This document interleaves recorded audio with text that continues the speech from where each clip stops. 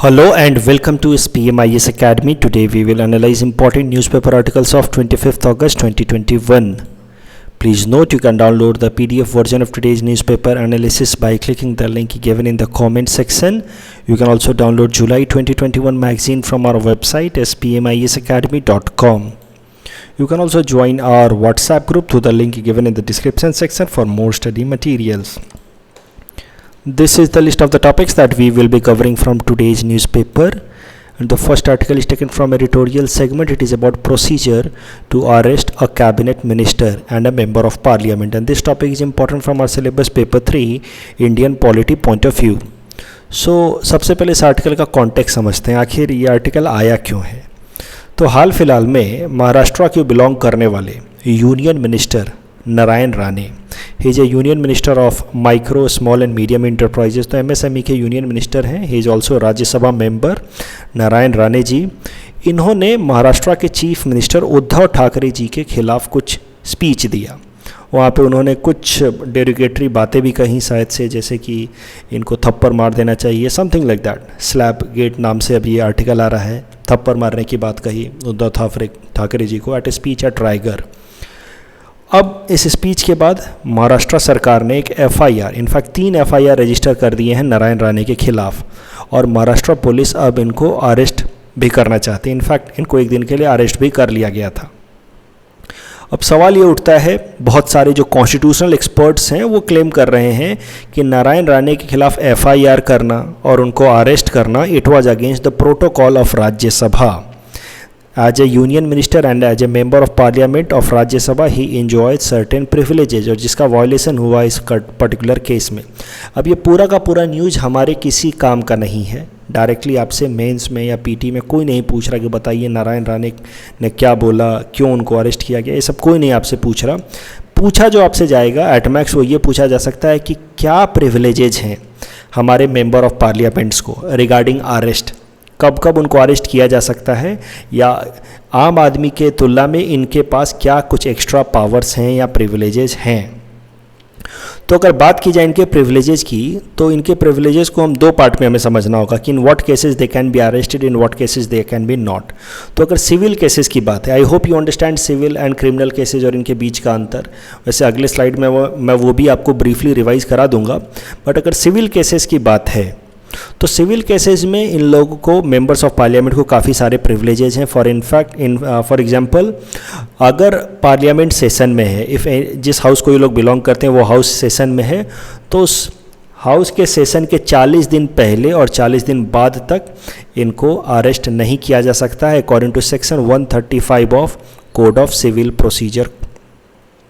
लेकिन अगर criminal cases की बात है तो Parliament, if it is not in session, the cabinet minister can be arrested by a law enforcement agency if a criminal case has been registered against him. But as per section 22A of rules of procedure and code of conduct of business of Rajya Sabha, the police, judge or magistrate would however have to intimate the chairman of Rajya Sabha about the reason for the arrest, the place of detention और imprisonment in appropriate form. मतलब सरल सी बात है कि इनको जब arrest किया जाए, अगर पार्लियामेंट सेशन में नहीं है तो इनको क्रिमिनल केसेस में रजिस्टर किया जा सकता है। बट इनको जब अरेस्ट किया जाए तो पहले जो भी इन्फोर्समेंट एजेंसी है, जैसे पुलिस, जज या मजिस्ट्रेट, और राज्यसभा के चेयरमैन को या लोकसभा हो तो वहाँ के स्पीकर को पहले इन्फॉर्म करे कि उनको किस ग्राउंड पे अरेस्ट किया जा रहा है और इनको कहाँ डिटेन करके रखा जा रहा है। उसके अलावा एक और बात आपको समझनी है कि पार्लियामेंट के अंदर, उसके प्रेमाइसेस के अंदर, चाहे कोई भी हाउस हो, लोकसभा हो या राज्यसभा हो, किसी को भी अरेस्ट नहीं किया जा सकता without prior permission of the chairman in Rajya Sabha and prior permission of the speaker in Lok Sabha. कोई भी हो, चाहे वो मेंबर हो या स्ट्रेंजर हो। अगर आपने भी मान लीजिए कोई क्राइम किया, आपने मतलब किसी ने भी XYZ ने कोई क्राइम किया है और पुलिस अगर उसको अरेस्ट करना चाहती है और वो इंसान उस वक्त लोकसभा के अंदर खड़ा है या राज्यसभा के अंदर खड़ा है, तो उसको अरेस्ट करने से पहले पुलिस को अप्रूवल लेना होगा। अगर लोकसभा में है तो वहाँ के स्पीकर से, राज्यसभा में है तो वहाँ के चेयरमैन से। तो लोकसभा या राज्यसभा के अंदर डायरेक्टली जाकर के हमारी इन्फोर्समेंट एजेंसीज किसी को अरेस्ट नहीं कर सकती हैं, पहले उनको प्रायर परमिशन लेना होता है from the particular presiding officer. ये काफ़ी छोटा सा टॉपिक था, इस टॉपिक के बेसिस पे ये प्रैक्टिस क्वेश्चन हमने आपको दे रखा है। Please attempt this question and you can submit the answer in the comment section. तो जैसा कि मैंने आपको बताया था कि क्रिमिनल और सिविल केसेस के बीच का ब्रीफली अंतर डिस्कस करते हुए हम आगे चलेंगे। तो जैसा मैंने आपको बताया कि सिविल केसेस में थोड़े से प्रिविलेजेस ज़्यादा हैं, और 40 दिन पहले और 40 दिन बाद तक ये अरेस्ट नहीं हो सकते इन सिविल केसेस। तो सिविल केसेस और क्रिमिनल केसेस के बीच का अंतर जरा समझ लीजिए। सिविल केसेस वो केसेस होते हैं जिसमें माना जाता है कि any offence has been committed against an individual. मान लीजिए कि मैंने कुछ ऐसा कहा या किया जो आपको बुरा लग गया। ये इन जनरल कोई बहुत पूरे समाज के खिलाफ कोई बुरी बात नहीं है, लेकिन मैंने कुछ ऐसी बात कही, ऐसा कुछ एक्टिविटी की जो आपके लिए आपत्तिजनक है, या कुछ ऐसा कुछ भी एक्टिविटी मैंने की जो आपको बस इन्फ्रिंज कर रहा है आपके राइट्स को। Such cases are known as civil cases. तो अगर सरल शब्दों में कहें, जो बेसिक सा डेफिनेशन है, तो civil cases are crime against individuals, while criminal cases और civil cases are offence against individuals, while criminal cases are offence against society. अगर मर्डर हुआ है, डकैती हुई है, रेप हुआ है, सो माना जाता है कि आपने सिर्फ एक इंडिविजुअल की डिग्निटी को हार्म नहीं किया मर्डर करके, डकैती करके, आपने पूरे समाज के एटमॉस्फेयर को ख़राब किया, और इस कारण से ये सारी एक्टिविटीज होती हैं वो क्रिमिनल केसेस में काउंट होती हैं।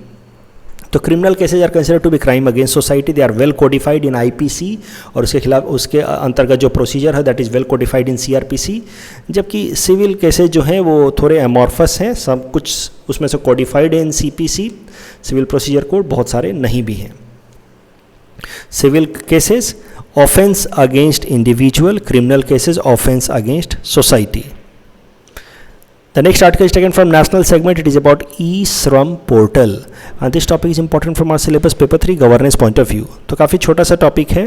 e-Shram portal एक इस तरह का पोर्टल लॉन्च किया है भारत सरकार में, जिसकी मदद से हमारे देश के अंदर लगभग 38 करोड़ अनऑर्गेनाइज्ड वर्कर्स, चाहे किसी भी तरह के वर्कर्स हो, कंस्ट्रक्शन वर्कर्स हो, माइग्रेंट वर्कफोर्स हो, स्ट्रीट वेंडर्स हो, या डोमेस्टिक वर्कर्स हो, ये सारे के सारे अनऑर्गेनाइज्ड वर्कर्स को यहाँ रजिस्टर कराने का कोशिश करेगी सरकार थ्रू दिस ई-श्रम पोर्टल। और इस ई-श्रम पोर्टल की मदद से इन सब लोगों को एक ई-श्रम कार्ड दिया जाएगा which will have a 12 digit unique number. कैसे हमारा आधार कार्ड होता है, वैसे इन सबको ई-श्रम कार्ड दिया जाएगा। तो आपको अपना, अगर आपको लगता है कि आप किसी भी कोई भी इंसान इस कैटेगरी को बिलोंग करता है, तो वो ई-श्रम पोर्टल पे जा करके अपना आधार नंबर फिल करके फिर बाकी बेसिक इन्फॉर्मेशन डाल करके अपना एक ई-श्रम कार्ड बना ले, जिस पे 12 डिजिट नंबर का ई-श्रम नंबर होगा।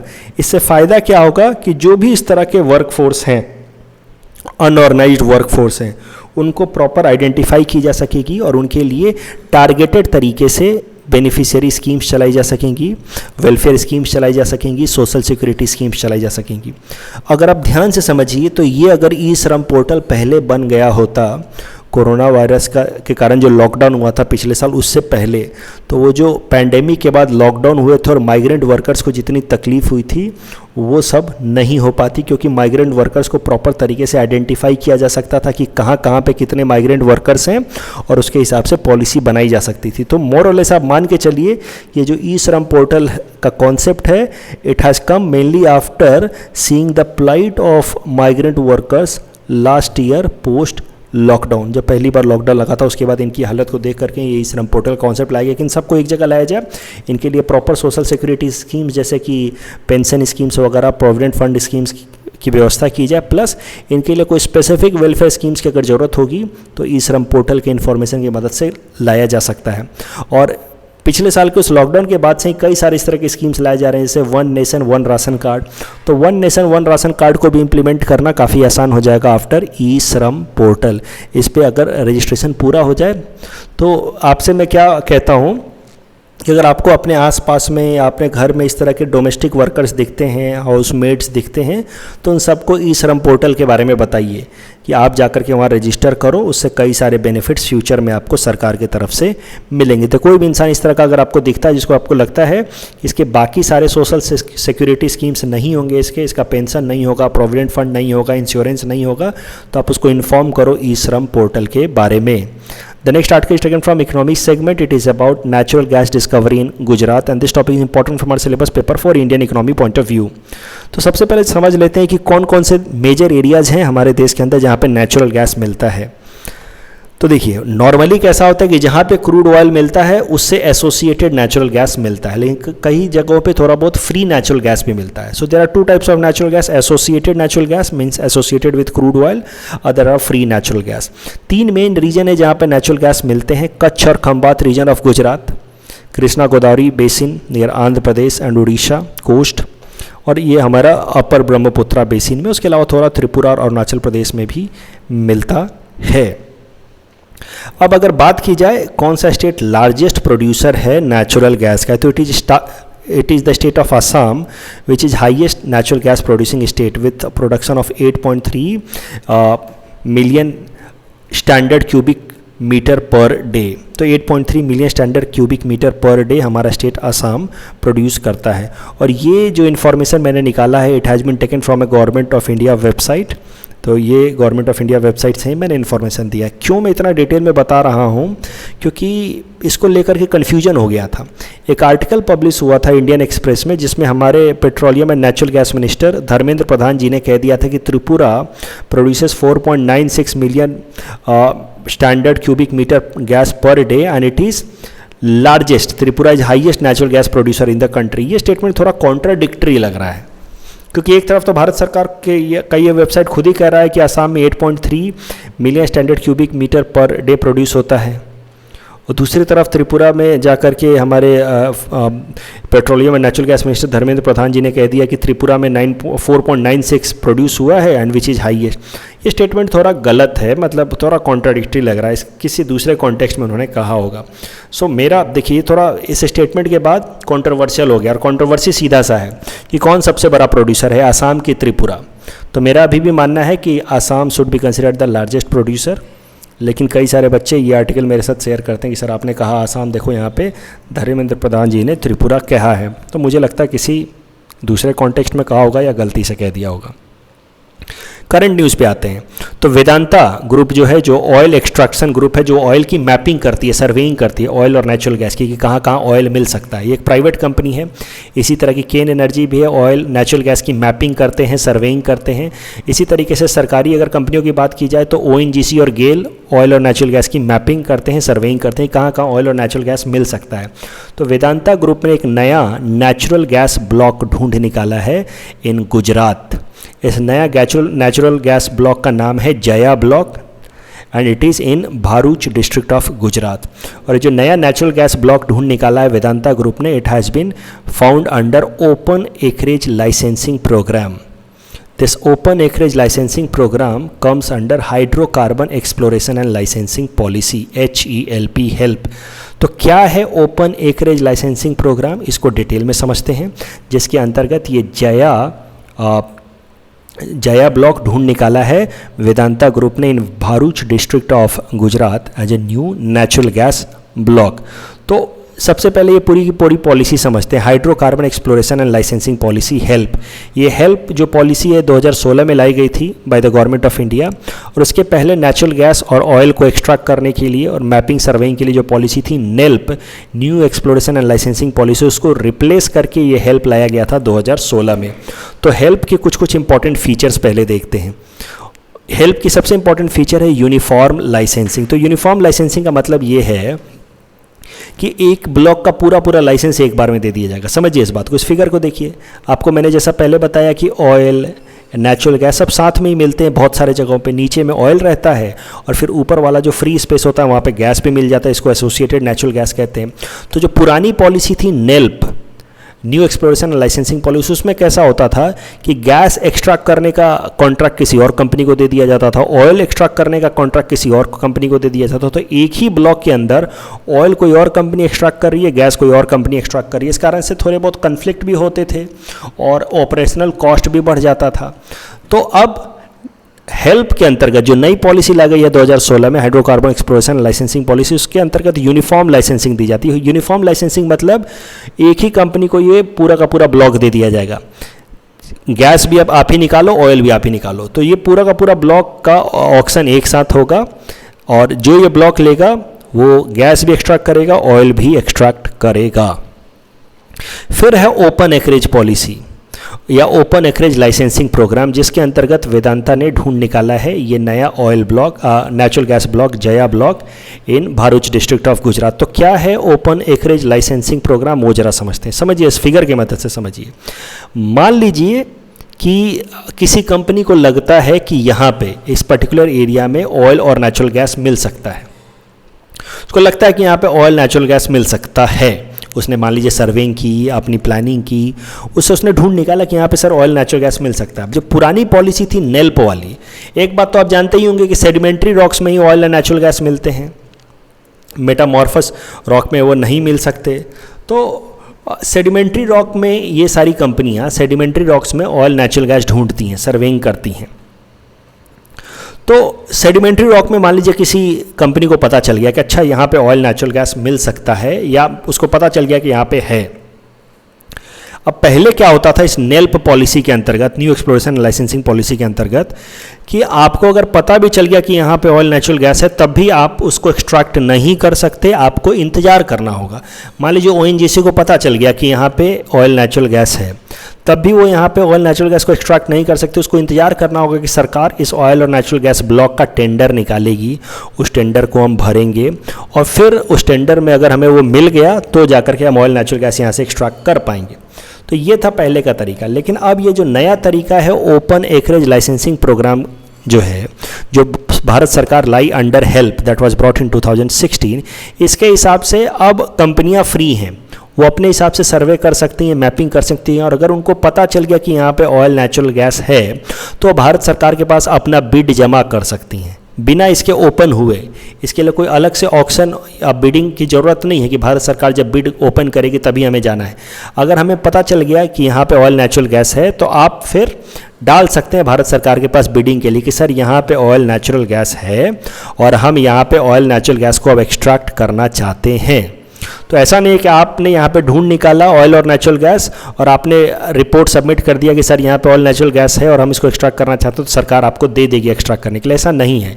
आप जब यहाँ पे ढूंढ के बोलेंगे कि सर यहाँ पे ऑयल नेचुरल गैस है और मैं इसको एक्सट्रैक्ट करना चाहता हूँ, मेरी कंपनी गेल या ओएनजीसी इसको एक्सट्रैक्ट करना चाहती है, तो उसके बाद सरकार उसके बाद टेंडर निकाल देगी।